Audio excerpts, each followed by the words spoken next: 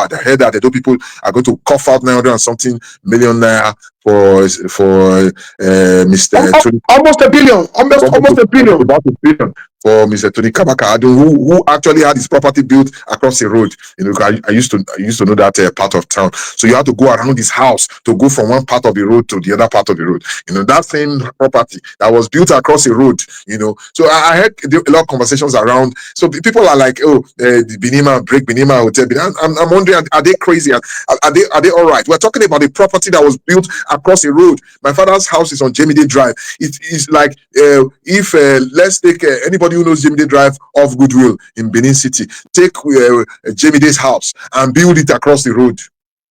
Just stretch that Jamide's fence across the road, so that if you wanted to go to Ihenye Hospital from Goodwill, you will not be able to come through Goodwill. You have to now go around through Iridiawa to come to Ihenye Hospital. That's how Tony Kabaka's house was built. It was built across the road, and so that portion of it that was sitting on top of the road was removed, so that there will be free movement for people to go from one end of the street to another end of the street. That is the correction that was done by the Obaseki government, that Okpebholo is now paying him ₦1 billion for. ₦1 billion state resources. So you can imagine the extent of the waste that is going on. This na Abba Tobaze and Crusoe Osage live interview. They talk about the betterment of Edo, and also they talk about the way Edo is sinking. Edo no dey shine. The way Governor Monday Okpebholo they misuse government money to the extent he can carry money go give Tony Kabaka 914 million. That very hotel when Tony Kabaka built na government land. That hotel block road. I go leave una make una hear tori as they also emphasize say ex-governor Obaseki na one of the best governor when Edo do ever get. And also make una beg subscribe to my YouTube channel, Edo Blog Gist TV. A couple of weeks ago, I was in Accra, Ghana, and even though it's a much smaller economy than Nigeria and a much smaller country, you would know when you come into a country where things are working, a country where there is growth, economic growth, a country where there's rule of law, a country where the private sector is active, a country where the tourism sector is active, and at the same time, in Nigeria, in Lagos, for example, which is my place of abode most of the time, when you contrast what I saw in Accra with what I saw in Lagos, you see that Nigeria is in the doldrums. You see, even though some construction is going on in Lagos, but you find that it's messy. You find that the place is like a war-torn. Nigeria is like a war-torn country, like a country that had just come out from a war. You're coming, whether you're coming from Badagry or you're coming from Ikeja Airport, or you're coming from the Benin Expressway into Lagos, whichever way you come into Lagos from, you see some construction going on, but you see that it is in a mess. It's in shambles. You see people under the bridge. You see human waste all over the place. You see a chaotic space. For example, there was a certain night I was going from Ikoyi to Aja. I couldn't get to Aja. I couldn't get to Aja. When I got to the Ozumba Mbadiwe and saw that the traffic had backed up all the way from Ozumba Mbadiwe straight to Aja, I had to turn around, and I didn't go to the house that day. I had to sleep somewhere in Ikoyi, because there was just no way to get home. So such is the situation in Nigeria. It's a chaotic place. It's a place where it's like a place where there's no law, there's no order, there's no system, there's nothing's working. Everything is just in shambles. But contrast that with a small country like Ghana, and then look at their main city, Accra. You see order. You see policemen doing what policemen are supposed to do. You see that the environment ministry is working. The place is neat. They may not look rich, but you see that they are orderly. You see that there is a government in place. So this is exactly what we can see is missing in Nigeria. In Nigeria at the moment, it looks like there's no government. In Nigeria at the moment, the government appears to be poised to fleece its own people. For example, they are preparing a tax regime that will kick off in 2026, and this tax regime is essentially to siphon what originally is in the hands of the citizens and move resources into government. A relative of mine who's an investment banker, an investment analyst in America, was speaking to me last week and was analyzing the the flawed nature of the tax regime that the Tinubu administration is introducing beginning 2026. And he was saying, you know what's going to happen? I said, no. He said what's going to happen is that they are trying to butcher the already dwindled purchasing power, the already dwindled disposable income of the average Nigerian, and cut that money into public coffers for their looting again. Are you following me? So Yes. what assuming you're a Nigerian earning, let's say, 1.5 million naira a month through whatever means, maybe you are trading in a laba, you're also selling some things in a computer village, or just struggling to to piece this income together. What the government is trying to do now is to come into that your 1 point something million, which when you earn, you're also going to go to the market to buy some food, pay your children's school fees, do some other, buy some meat and all those kinds of, and then those monies that you have earned, it doesn't stay in your hand, it goes back into the system to empower other people at different strata of economic operation. So then those people also go and buy their, and so the money still finds a way to turn around. But what the civil government is trying to do now is to go into that your 1 point something million and butcher it, take maybe 30 something percent out of it, and move that 30 something percent into the state coffers. And guess what happens to monies that get into public coffers? What happens to it? It's looted, converted into dollars, and ferried out of Nigeria. So whatever the people are going through now is going to become worse, almost double by next year, by the time the federal government moves into private incomes and begin to butcher it in the name of taxes, and move those monies away from the hands of from the hands of private individuals in Nigeria into public coffers. Then, of course, these monies in the public coffers will be channeled towards phony projects and then siphoned out of the country. So in the end, the money that used to go to the market with 200,000 out of that 1.2 million naira that you earn monthly, after the new tax regime is implemented, you will not be able to go to the market with 200,000 anymore. You are probably going to go to the market with 80,000, which means the money you're going to inject into the market system within the country is going to reduce. Let's say you used to take 90,000 out of it to pay certain bills, at home. You're going to have to cut down so your disposables will go down. Once your disposable goes down, what you inject into the overall economy goes down. Once that goes down, then what goes into the economic system goes down. If the money that's going to be collected by the government was going to be honestly deployed to projects that we inject resources into the economy, maybe it would have been okay. But you and I know that the Nigerian public sector has not earned the reputation of injecting funds genuinely into the system. Rather, once funds go into the public coffers, what happens is that most of these monies, not less than 50 to 60% of these monies, find their way back into private pockets, and not into the pockets of people like you and me, ordinary people. It finds pockets into big wigs who don't need extra money to spend in the market, who don't need extra money to spend in the pharmacy or in the shops. All they are looking for is money that they're going to retire into their private coffers. So that is the next phase of crisis that Nigerians are going to face in the next few months. It's going to be masked with the toga of a tax, and then it's going to butcher the disposable income of the average Nigerian and ferry these resources into public coffers. And then, of course, through Coastal Road project, through all the I hear that they want to fix the bottom of Third Mainland Bridge inside the sea that we cannot see with 3 point something trillion, all kinds of things. All those monies will be ferried out again, and at the end of the day, the average Nigerian will be the worst for it. So just kicking off this conversation with what is going on in the country, and then zeroing down to Edo. Edo is in crisis. So imagine when this kind of heist is taking place at national level.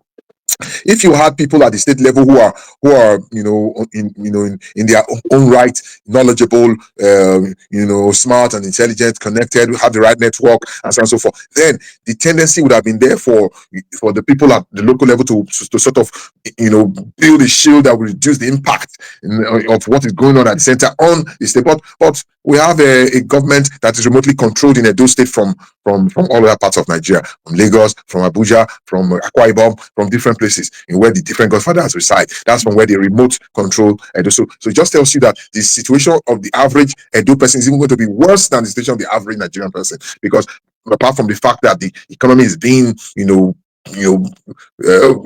cut down at national level, it is being plundered even further at state level, because we don't have people with requisite understanding, requisite knowledge, requisite experience, requisite network to protect the Edo State people from the wreckage that is going on at the center. Thank you very much, Mr. Crusoe, for that. We're going to start this conversation like this. I know a lot of people are waiting and watching. Please, before we start discussing the state of bad governance in Edo State, your boss, the immediate governor of Edo State, Excellency Governor Obaseki, has been moving around to meet, greet, and have a conversation with his supporters. He started in Canada to America, now is in Europe. Fortunately, I was privileged to be with him in Roma.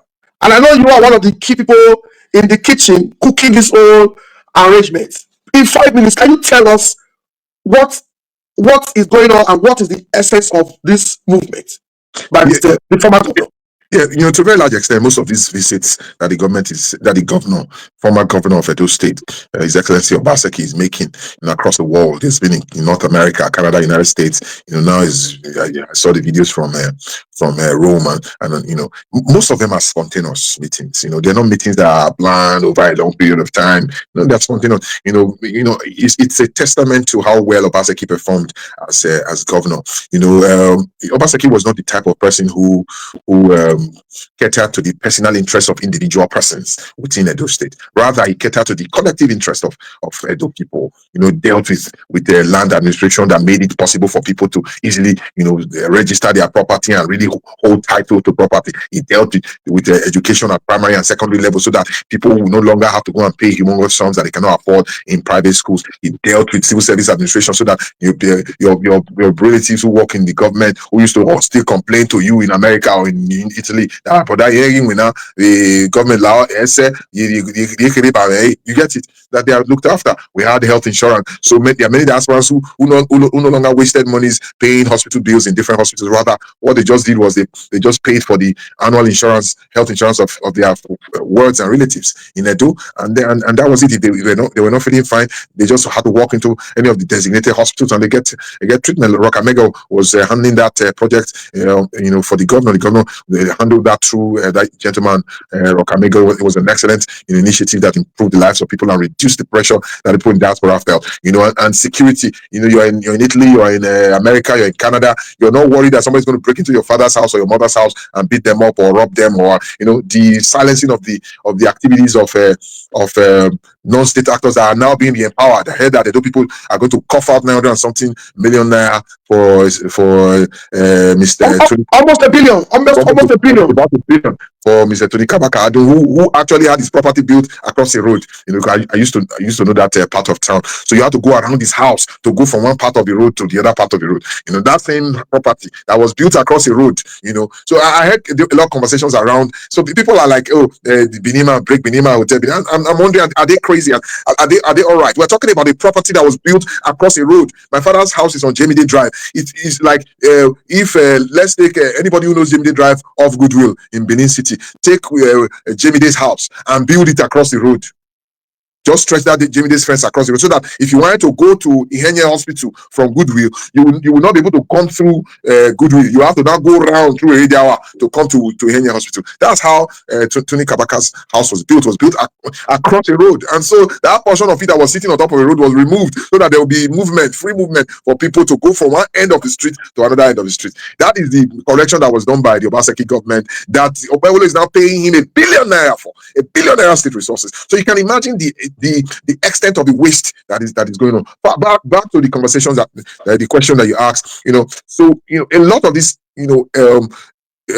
projects and programs and initiatives introduced by Obaseki helped a lot of people in the diaspora. People who had land no longer needed to worry. People who had parents that no longer needed to worry. People who had relatives no longer needed to worry about how they would be treated.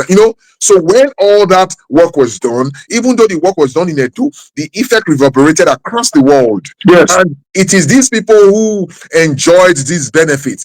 Some of them now having a good title to their property. Some of them who were worried before that their properties will be hijacked from them by non-state actors like the Kabaka that is now being re-empowered by this government. Now they had no fear anymore because they knew that their properties were properly registered and they knew that no riffraff can come into their property and chase them out. People benefit. These people in diaspora benefited, from Obaseki's administration, not directly, not by handouts, not by scam contracts and those kinds of terrible things that other politicians do, but by Obaseki's direct injection of the state resources, to the common good, to deal with issues that have to do with the common good of the people.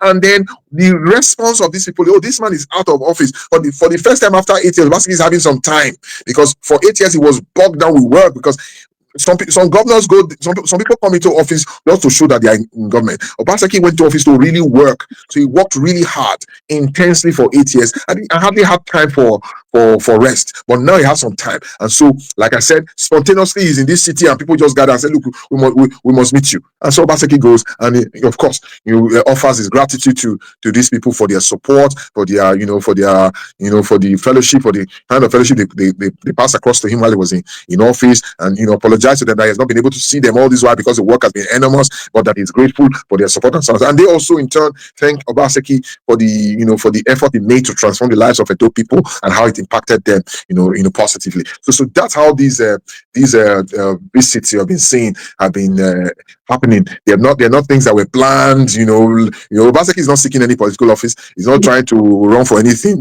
He's just a private citizen now who has served his people already and is done. But of course, when you do good will follow you. So they are, from what I hear now, there are many people who have even extended invitations to him from all across the world, asking him to come and visit their cities. As we speak, more than 9 countries, about 30 cities.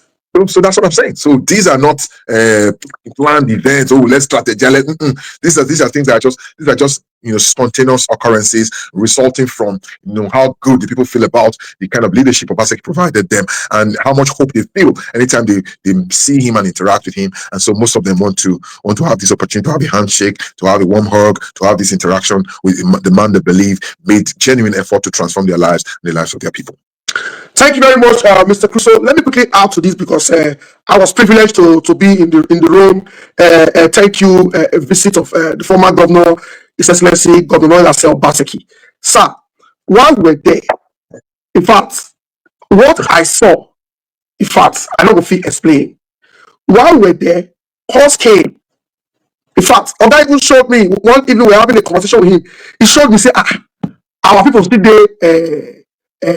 When they call this country, Bangladesh, India. The governor got a message. Someone forwarded, the former governor, someone forwarded Kabaka everything that they have in Bangladesh that they pass to come. How about those are everywhere and they are following what you are doing. This Sunday, that will be in Torino. Torino was not part of the plan before. It was just Rome, Italy. From there, you will go another country. This very weekend, so it was supposed to be for Greece, Athens. But the pressure from Torino, to the extent that those in Torino were mounting pressure on the part to move this thing to say, no, we made the past people went there Rome. It must be Torino. But then I said, okay, don't worry. I will do Torino. Albert, please. I know you say a call. You say we need to move Athens so that Torino can use that date. If as we speak, Denmark is here. Istanbul, Turkey. My father, Albert, we will rent hall. We will go carry for airport. We will pay for flights. Yeah, but come see us. Everywhere because of the Torino. This a pastor don't go Yankee. When the pastor they fly go Yankee, they come back. Make it up there around there. Europe. So about around Europe now, so that make it make the Torino. So what did we consider say? Say we say if I go Rome, I'm going to call say a bad deal. Now people they come tell me say, oh sorry, about to shaking now. We should say I can Rome. When they see that when you watch that video, you see the excitement. They just say I can't boo there. So I also want to thank the former governor and I want to encourage him. Make it go, make it waka if people want see him. So now make we go, it don't matter. Yes. Because it don't matter, don't reach. It don't reach our people, it don't reach here. Okpebholo is drowning our people. Okpebholo and his gang, he's suffocating the people. In a dream, the remaining blood that needs to wait in their body. I don't know what Edo to do. It's like he's still reacting to the fact that Edo rejected him at the polls.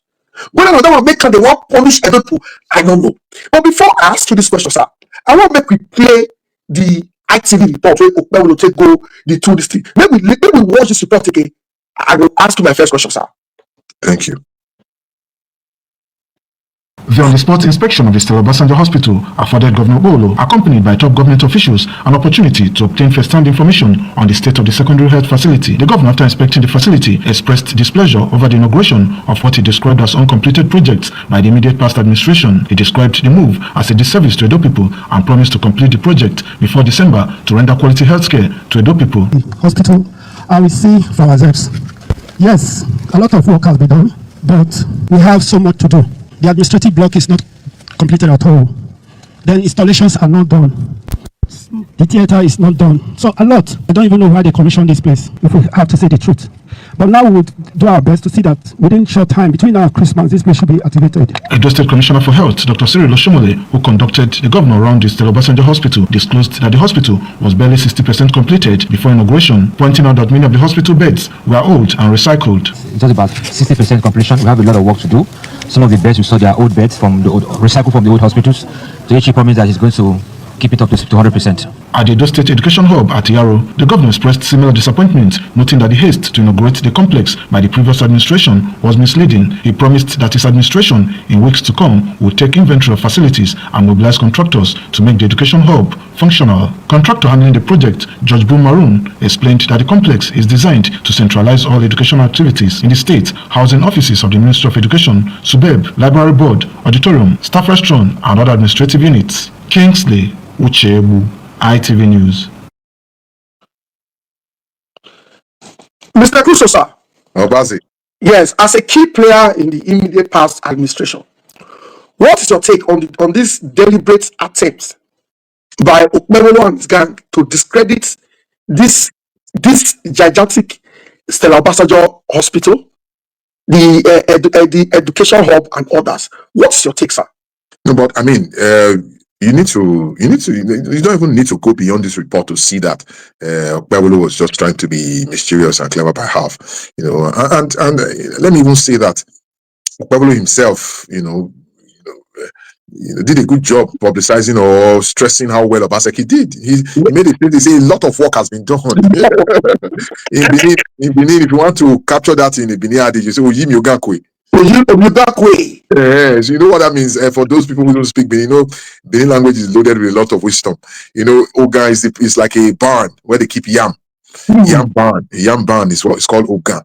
So a certain thief who went to steal yam from another man's barn was caught, in the process. And so when they were questioning him, why did you go and steal in the place? The man said, no, I didn't go and steal yam there. I only touched the barn. But yam is missing. How did you touch? So so for Okpebholo himself to say that a lot of work has been done, for a politician, that tells you the whole story. Obaseki completed that job. Perhaps a few blocks to be added in some corners here and there cannot make a hospital, unfunctional. The hospital was fully functional. Every aspect of what the hospital should be was ready. He was talking about admin block. What is admin block? Is it the admin block that runs the hospital? The hospital is ready. The hospital is set. The hydrotherapy place, I saw it. That's the swimming pool. I saw a lot of the equipment all set. And finally, along those lines, he said that before December, what month are we in now? October, sir. So it means he wants to use only November to do the job, right? Yes. Come on now. If the job was not already complete, how do you complete it in 1 month? Yeah. How do you complete? Even if you were going to order equipment, assuming no job was done, like the puppet Cyril Oshomole was saying. If you were going to order medical equipment from Europe or America or even China, how long will it take for you to order it and ship it to Nigeria before you install it? Can that happen within 30 days or 60 days? It means that all the equipment are there. It means that everything you need to complete your hospital is there. That's why he's saying that the hospital he will complete it before December. Essentially, he's just going to go and paint some places and sweep the place. What he's trying to do is to prepare the stage for him to steal credit for that hospital to himself. And it cannot happen. I don't people know who built that hospital. I don't people know who completed it. All the equipments are ready. All the machines are ready. Everything is set. Many of them are all of them have been installed. Not almost all of them. The ones that have not been installed are packed, carefully in the stores where they should be. So he should not. He should stop the foolishness, and just install that hospital so that people can use it and stop fooling himself. We have said it again and again. He should go and do his projects. Don't go and be pussyfooting around projects that have already been completed, or projects that have been cleaned up and completed by Obaseki. You're pussyfooting around them and trying to claim them for yourself, when there are a lot of things in the do that need to be done. Instead of him to do his own project, he's going to do white elephant projects, flyover, in Rama Park, as if we need it. Do we need a flyover just so we can be saying we have one flyover? Is that how you conceptualize and choose projects that you're going to do? You choose projects you are going to do that will have a maximum effect on the socio-economic lives of the people. Not something that people will say, oh, it's a big, just look at it. We are not looking for aesthetic projects. We're looking for projects that have effect on the lives of the people. So my advice to Okpebholo is that you should wake up. 1 year is gone. You can never get the 12 months that is gone back by November 12th, this month, which is about a month away from now. It will be 1 year in office. So, at a point, this blame game will become tired, even in his mouth. It becomes tired. So 1 year has passed. You have not been able to improve the lives of your people. You are still going to pussyfoot around the projects of your predecessor in office and trying to set the stage to claim it. So you know what he's trying to do now? He wants to prepare Stella Obasanjo Hospital. He wants to prepare education hub, all of them. He wants to prepare them for commissioning in November. Yes, as a project. Yes, that's what he's trying to do. That's what he's trying to do. So that's why he's setting this stage late. So look, 419 cannot work here. We know that he has a lot of them in his cabinet. People who are 419 people, from the very top to the bottom. But you see, it's not every time that you play 419, and it's not everybody you play 419. We all understand what is going on in Edo. Even the market woman in the village understands what's going on in Edo. So you should wake up. In all fairness, I think, I don't know whether Bablu is a 419, because I don't have those that information, but I know the people who are 400 people in his government. I can mention their names, but for the sake of libel, let me not just mention their names, but I know them, and I know Edo people know them. There are too many around him, so they are giving him a lot of formats. 400 people use what they call formats. So go try this format, go try that format. They try one format for Glasgow. They tried it. They want to try it. They are trying different formats to set the people up and make the people believe that they are working when they are actually not working. Instead of working, they are siphoning monies out of the system and handing to different politicians. It's not going to work.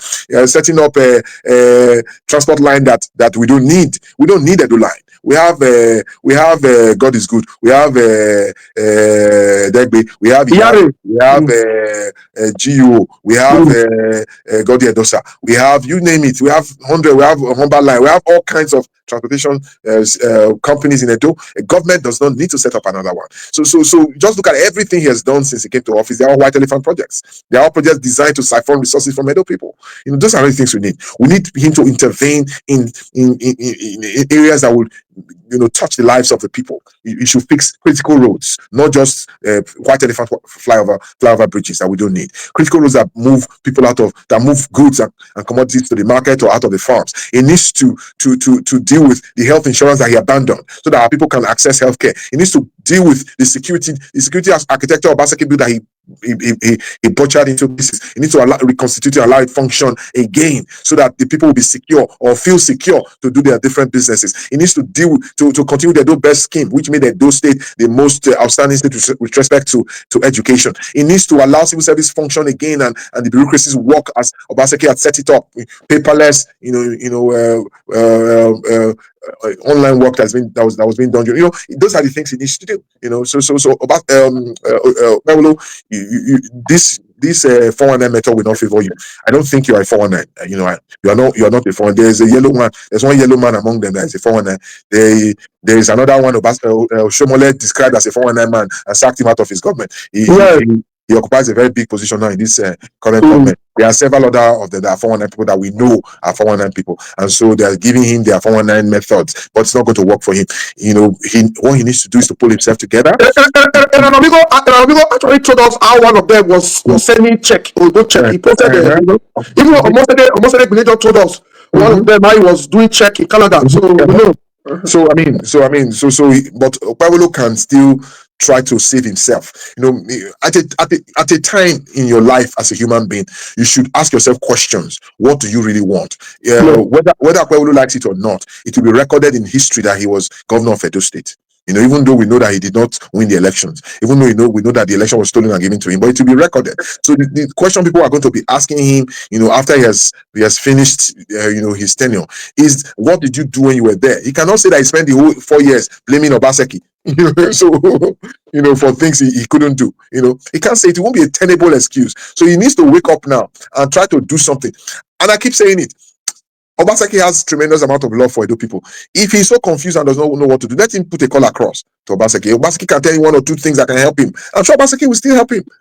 Can still help him. Say, look, do this, do that to change these security issues. Do this, do that to deal with the healthcare issue. Do this, do that to deal with the private. He clearly does not know what to do, but he's getting suggestions on what to do from 419 people.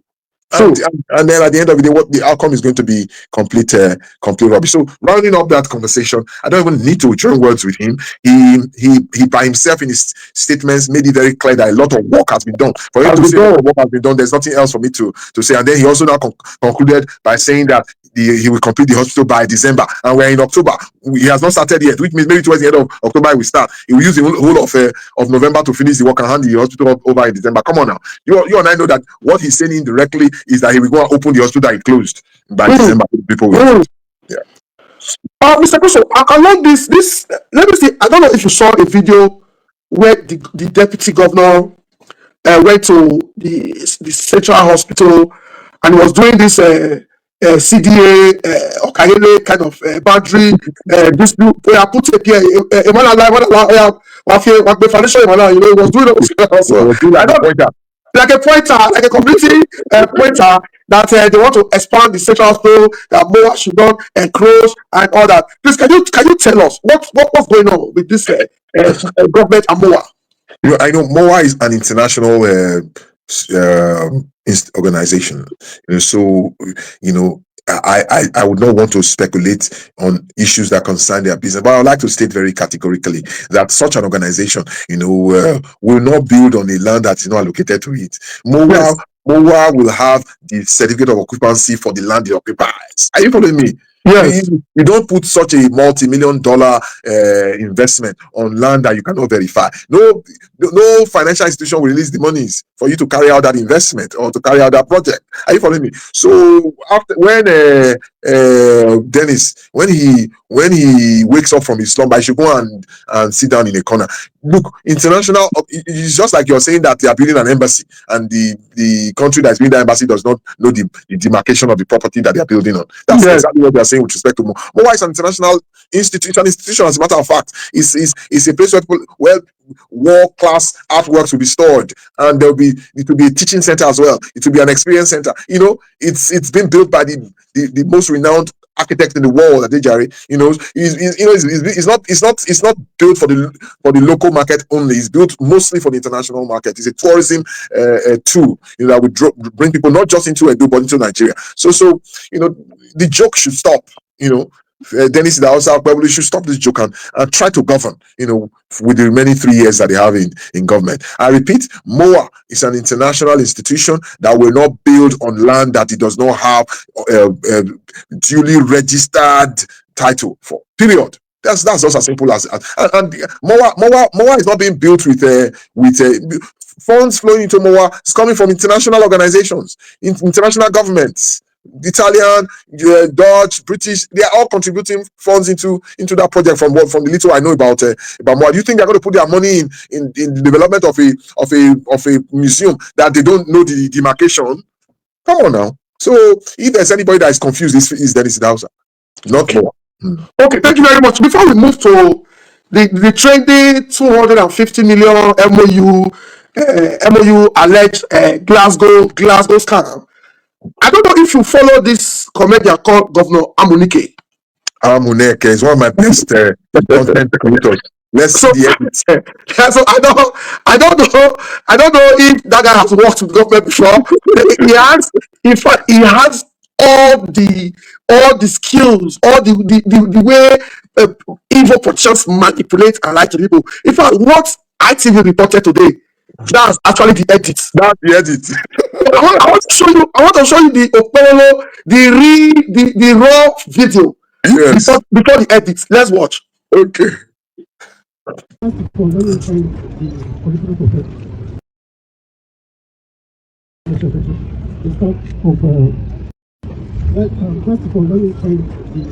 prophet, the CMD, and the permanent secretary. The start of Optimal specialist.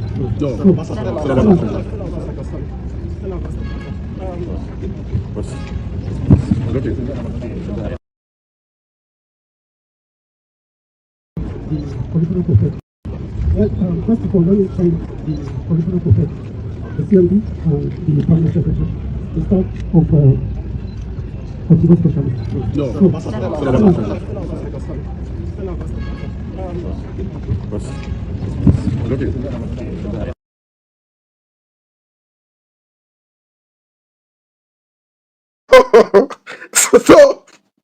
sir, that is the raw work. Okay.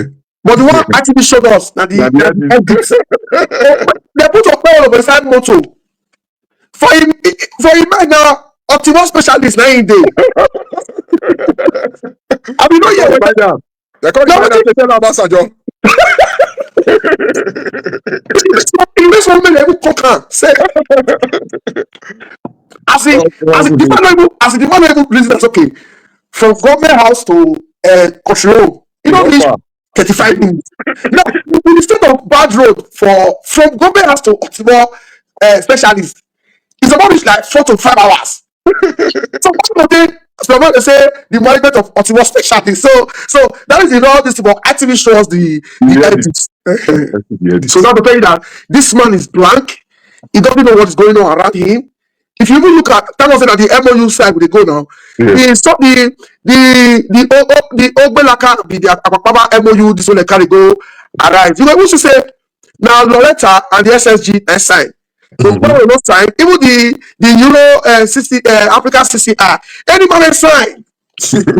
So we don't really know what is going on, but we just pray that the good ancestors made a bail Edo out of this mess. Now, sir. Yes. Before I ask you about the nonsense when they come to for Glasgow, make we first watch the like 2 minutes of the diaspora director, the director of diaspora agency Loretta on the Arise TV. I bet we'll just watch this one now, about 20 something minutes clip. But I just call this one come on, but we don't play all. Let's watch this one. Immediately after that summit, we had, because we had to move into action, we had a discussion with the Director General of the European African CCI and members of his team. And he was, and our team, because the governor at that point in time had now delegated that the SSG leads the team. Our team actually then decided, what do we do next? And of course, it was to have this mutual agreement of intent, a memorandum of understanding, which, I mean, as everybody would know, it's not a legally binding document, but it's something that is going to direct how we think and our goals. And we all sat down and discussed, and at the end of the day, they told us that they were going to bring these monies in tranches over about 3 to 5 years, and that they actually have local implementation partners, Charles. And when we actually even checked on the day, we found that 3 of their local implementation partners are already in Edo State. And have been inaugurated with certificates in public space. So we actually signed an MOU, and that was completed on the 23rd. So let's be clear that what was signed was a memorandum of understanding, not a commitment to invest. An MOU is a non-binding agreement that expresses an intention to work together. So in that regard, was it right for the Edo State government to say that it has secured an investment deal of $250 million? Well, I mean, it was quite categorical. I think it's a matter of semantics in this case and what people would want to believe or what people know about investment procedures.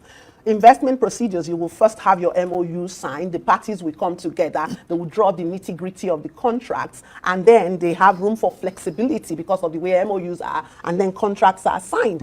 So they have already indicated that they even have the first tranche of money to come into Edo State. And this is where I think we'll have to get people to be a bit more patient. They are going to come with their team. We don't expect people to start doing their projects the next day after they make an announcement. I mean, you know that. So I believe as well, because I was quite taken aback when people were saying the emails didn't go, and we sent them emails, we sent them invitations, and we got reply back. So So, Mr. Crusoe, before I ask my question, I think someone needs to remind Dr. Loretta Ogborokoto or Oboroko. I not to know her sounding like that. Dr. Loretta, I'm not leave her like that. That Arise TV is not in on a whole platform. Last night, what was I watched her live. Now I Okpebholo, you remember say, "Let me call you." Let me say, "Later, or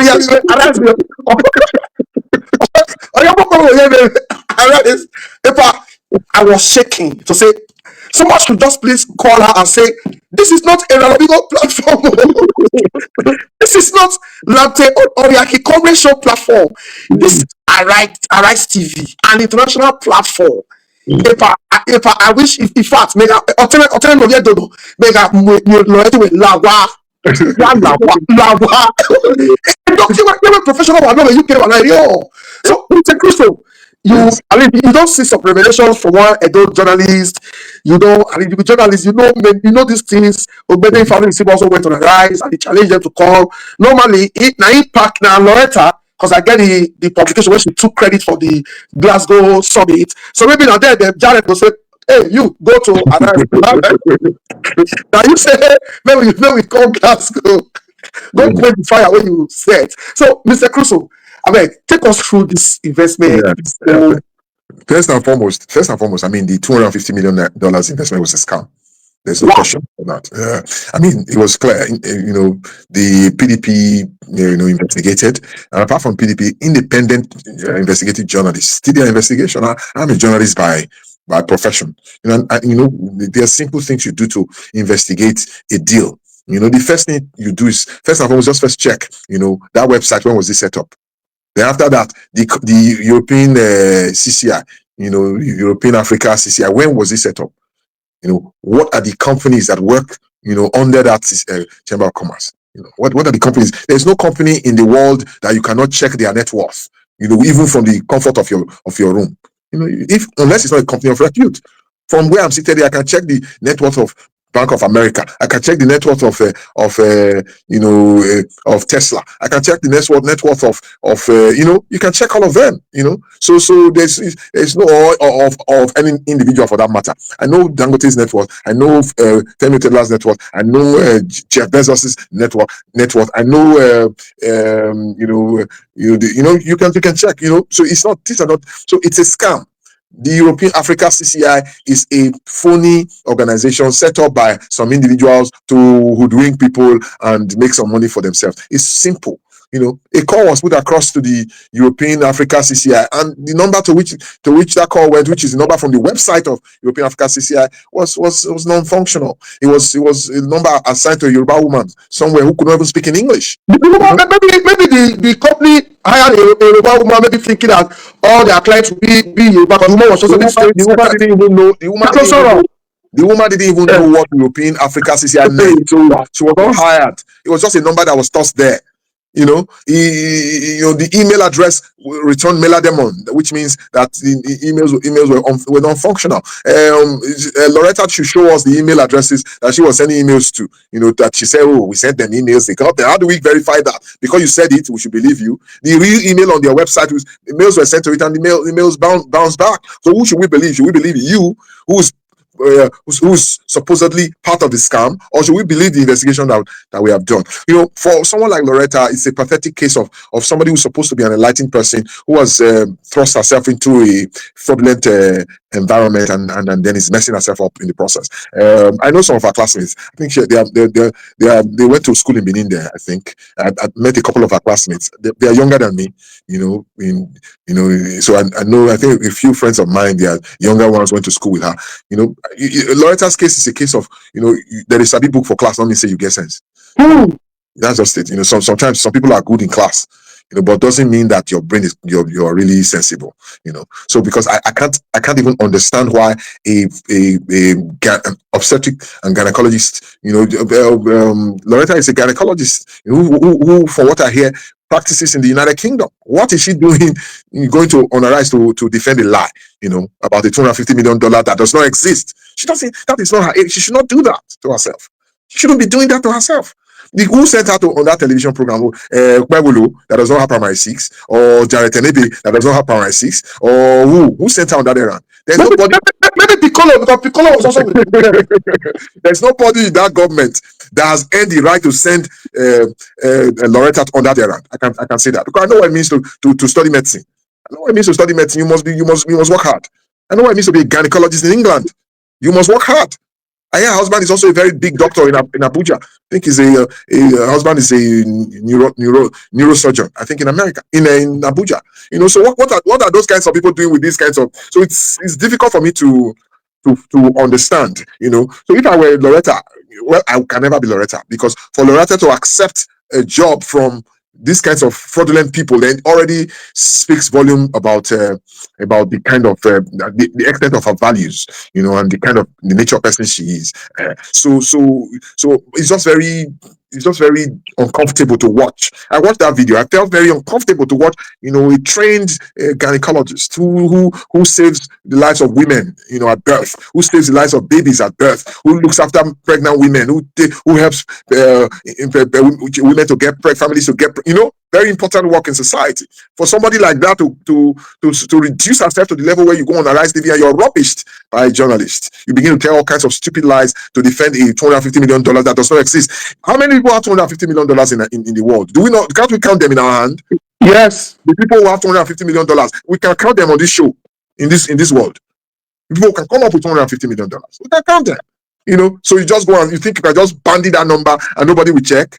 We have checked and we have found out that it's funny. And then they send a trained gynecologist that practices in England. If he was even practicing in Nigeria, I would say it's because of hunger. He practices in England, so she should be able to feed herself and her family. To go and be telling lies on TV. Oh, we sent me emails. The emails went through. I don't know what. Let us wait. People should be patient. What are you talking? What are you saying? $250 million. Did you see the headlines? I saw the headlines in the Punch newspaper. Those signs. $250 million deal with European. Yeah, that was the headline. And now you flash a memorandum of understanding before our faces on Arise TV. Have you people forgotten that was what you kept singing about Obasanjo's government? That MOU means is nothing. So MOU is something now.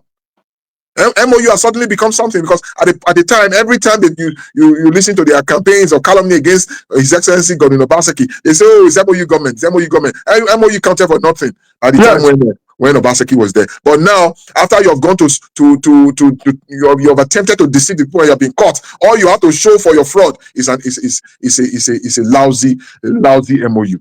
So it's unfortunate, but that's where we find ourselves. Yeah, you can see pictures of Obaseki on international stage looking for investors. When you go to China to look for investors, you see Chinese people. Can you see the pictures? You see Chinese people. When you go you see. That's how it looks when you go to look for investors abroad. If you want to look at it, that's it. That's how it looks.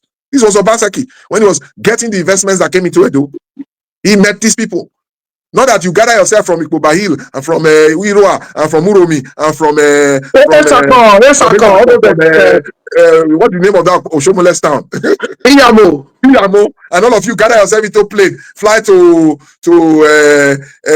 London, stay on Park in Hilton Park Lane for 2 weeks. And after staying in Hilton Park Lane for 2 weeks, you now dodge into Glasgow for only 2 days, and then pretend as if you went for investment summit. That is rubbish. And then you now show us the edit like Governor Amuneke and expect us to believe that this. Can you see the pictures of Obaseki going on international summits? If your crew can, let them flash these pictures again. So when you go to Edinburgh or you go to Glasgow for summit, you will see Glasgow people there. If you want to see people from Iyamo, you don't have to go to Glasgow.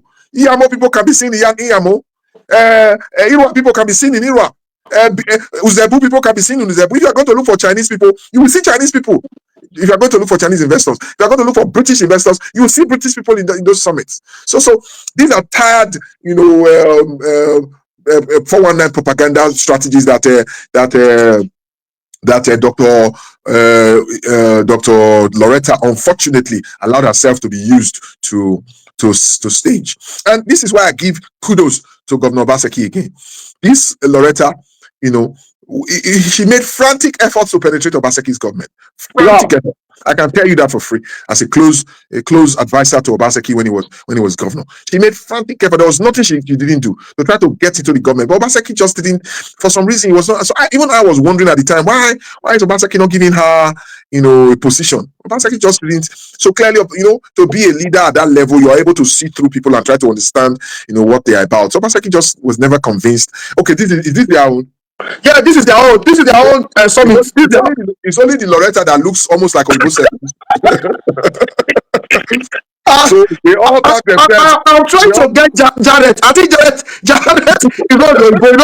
they use cream and so I'm trying to get Jared was shiny. I don't know what he wrote about it. So I tried to get Jared. Oh, look at Jared, that a package. Jared just bought a package, go there. Like I've never seen this kind of investment summit in my life. They all pack themselves from Uromi, from from Ubiaja, from Okpebholo, from Iyamo, and they went to first spend 2 weeks in London, Hilton Park Lane, where they paid £500 per night for a room. Wasted Edo people's money for about 2 weeks there. I heard that they even did Jared Tenebe's birthday. In Hilton Park Lane, and then they now hopped to Glasgow for 2 days and pretended as if that is why they went to England. They didn't go to England to do any global summit. The global summit was the edit, was the way to justify the millions and millions and billions and billions of naira they are wasted in England. They try to justify it with that very bogus investment summit, which yielded a bogus $250 million investment claim, which the whole world is laughing at as we speak today. I'm trying to display more pictures from the summit. From the summit, I'm actually looking for. So you don't define, you not go see. They're not going to go there. No, Jared and Dr. Loretta. Now you go see for there. Because even the Arise journalists asked, so like, what you say about blacks? And see how pathetically Loretta was talking on the television program. She was you could look at her face and you could just tell that she was trying to learn how to lie. Doctors not the quick lie. Doctors, because they have to deal with very serious issues as doctors, not the quick lie. So she's trying to catch up very fast to be good at lying, but you could still see through her face when you say, "Oh, Charles, people need to be a little bit patient. You want to learn to." You think them Okpebholo, you think it took them only 6 months to learn how to tell the kind of lies they are telling, or Jared Tenebi. You think it took them only. People like someone has been lying for over 6 years. 6 years. Charles hit him. She was just looking pathetic on television. It is terrible. How is she going to explain to the people in her exalted profession? I have tremendous respect for doctors. They are the people I respect the most in the world, because life is the most important thing to preserve. So people who are trained to preserve lives, I have tremendous. All of my friends who are doctors, they will tell you, I have tremendous respect for them. It's one of my biggest pain. In living in Nigeria is to see doctors who have spent their lives learning, training, and looking after human beings, caring for human beings, saving lives. They will still be struggling to pay their children's school fees. So so that's the kind of respect I have for doctors. They should not struggle. They should be. I'm trying to. Let me just cap it. But Loretta now, she has so treated their profession with disdain. As a matter of fact, her colleagues should call her and tell her, "Look, stop embarrassing us." She's not like Oshomole's son, who is a political doctor. That one is different. Oshomole's son, I've never heard that he worked in any hospital before in my life. He just somehow read medicine. I don't know how he graduated, but at least Loretta has been practicing medicine for a bit. So I expect her to be of better character. I expect her to be, to not be disposed to being used to tell frivolous, reckless lies, that cannot be defended anywhere in the world. And I challenge Loretta in 4 years' time, before this administration ends, to show me a check that came from European African CCI of even $25 million out of the 10%. If you can show me $25 million flowing into Edo State, in one way or the other, I will eat my words. But I can assure you there's no such money coming from European Africa CCI. Even the Obaso man that is claimed to be the chairman of DG of the European Africa CCI, it doesn't look like somebody that has seen $100,000 before in his life. At all. It's unfortunate. So, Mr. Kuso, I want us to watch this particular video, because I'm very sure that maybe the pictures that we have been flashing is maybe the the Okpebholo Loretta family people that came to greet them before the sermon started. So let us watch this video and see if we'll see some people will not some people, maybe we'll see some albino for inside the let's watch this video, sir. Those are not diasporans. They are not even diasporans. They are people who went near the outside plane in near. Hey, rubbish. So I mean, come on now. You kidding me? You kidding me? Come on now. Let me quote Adam Soshomole. Come on now, you kidding me? It's unfortunate. So this is this is the misfortune that we find ourselves, as Edo people, and it's most painful because the people didn't choose this government. The people didn't choose this government. This government imposed itself on the people. This government was imposed on the people by powers that be from Abuja, from Akwa Ibom, from Lagos, from different parts of Nigeria. It's like they have vowed to run Edo and its people down, and then they impose these brigands of leaders, to run the state down, and they're doing a very good job at it. We're only praying that God will give us an aperture into the system by 2028, so that we can put out this completely responsible government and try to start to rebuild Edo again. Mr. Crusoe, let me take you to the traditional parts of what is going on in Edo today. In fact, in Edo today, every part of the state is in crisis. From the youth community, Kabaka and his people, they are inflicting pains on the masses. You go to the traditional institution, you see different complaints. We are hearing of different complaints now that even some immigrants that have not been paid, they are planning to protest. I don't know where that one, I hear that one today. But I don't know where that one they come up. Say some immigrants that were receiving alerts under Obaseki. That since Okpebholo came, they never even see not all the alerts. They got approval and just that they are planning to protest. They want to protest to NUJ to say they are nothing they come again, and it is their legal right. It's in the constitution. It's a law for them to be paid every month from the revenue when they come their local governments. Then if you go to the women, you see the crisis in our markets. So our Benin women that have trained in their shades for over 20 years, they have been removed by Josephine, the new crowned Otagbobo in Iyaloja. Sir, what is your take on this Iyaloja wahala in Edo? I mean, it's the same thing. There's an attack on all the institutions, that hold Edo together. There's an attack on the education institution. There's an attack on the investment institutions in the state. There's an attack on the civil and public service institutions. There's an attack. In the past couple of weeks, you must have heard the attack on Osiomo, the attack on Mowa, the attack. So it's the same onslaught. This time the onslaught is on the market women, the ordinary market woman who's struggling to get her wares to market so that she can make a little sale, so that she can go and look after her children, pay some school fees, so that she can turn the corner for her family, so on and so forth. So the entire Edo, is under attack, by these people. So in much the same way that Dr. Gehon's investment in Osoma was attacked, Mowa investment is attacked, you just name it. All these investments have been attacked. In the same way, the investments of these women in the market has been attacked. I hear that they are being subjected to all kinds of levies and taxes and charges. I hear that they are being subjected to inhuman treatments by these so-called Yaloja person. The terrible things going on and also I dare say it's also an attack on our traditional institutions, our revered traditional institution. It's an attack on tradition, because I remember that I saw very clearly when the Oba of Benin, Omonobane Dokwa Polopolo, Oba Iwari II, when he stated categorically in the presence of Tinubu's daughter and Josephine and all of them, that the Yaloja concept is alien to Benin culture, to Edo culture. But despite that warning, they went ahead and inaugurated. It was like the crowning of a traditional ruler. that woman. So is that not an onslaught? Is that not an attack on the traditional institution? If that's not an attack on traditional institution, I don't know what is. So there's an attack on traditional institution, there's an attack on the market structures and systems. There's an attack on every facet of the Edo life. So Edo is being strangled. Edo is being boxed into a corner. Edo is being taken into slavery.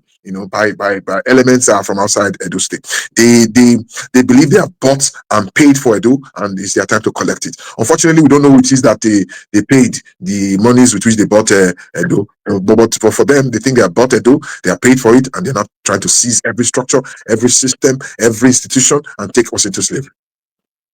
Mr. Crusoe, thank you. I think this will be my last question for you today, sir. I don't want you to be that opposition that only sees the areas the government is not doing well, and you cannot point out one thing that the government is doing well. Recently, I watched Okpebholo family saying the government should rejig their media. That at least the government is doing something, is trying to do something meaningful. That the government should the media, the Okpebholo media should step up and showcase the good work of Okpebholo. Sir, can you tell us, remove politics, the few things that Okpebholo has done? You'll be like,